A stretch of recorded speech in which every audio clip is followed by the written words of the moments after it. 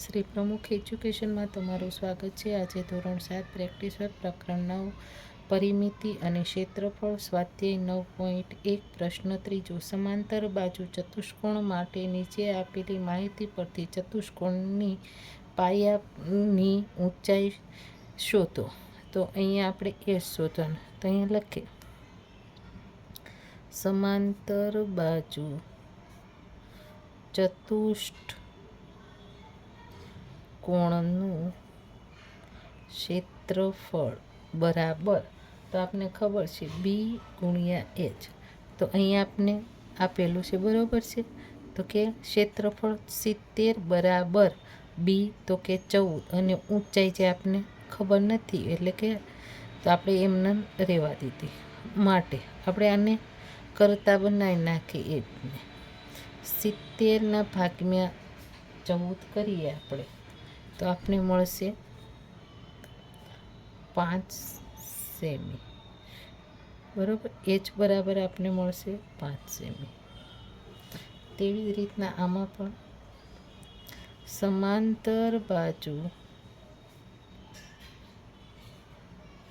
ચતુષ્કોણનું ક્ષેત્રફળ બરાબર બી ગુણ્યા એચ. તો 150 બરાબર બી 10 આપ્યા છે, એચ આપને ખબર નથી. તો માટે એચ બરાબર 150/10 કરીએ તો આપણે 150 ભાગ્યા 10 કરીએ તો આપને મળશે 15. તો એચ બરાબર આપને કેટલા મળ્યા તો કે 15. તેવી જ રીતના અહીંયા સમાંતર બાજુ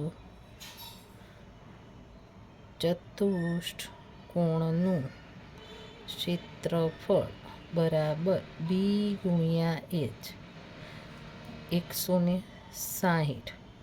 બી આપને 20 અને એચ ખબર નથી. માટે એચને આપણે કરતા બનાવ્યા તો 160/20 કરીએ તો આપને એચ બરાબર તો કે 8 સેમી. અહીંયા પણ સેમી લખતા ભૂલાઈ ગયું તો કે આપણે 8 સેમી મળશે.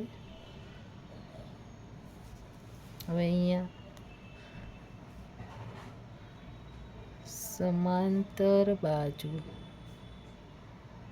ચતુષ્કોણનું ક્ષેત્રફળ બરાબર બી ગુણ્યા એચ.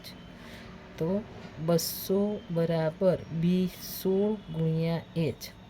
માટે આપણે એચને કરતા બનાવીએ તો 200 ભાગ્યા આપણે 16 કરીએ તો આપને એચ બરાબર જે આપને પોઈન્ટમાં મળશે તો કે 12.5 સેમી.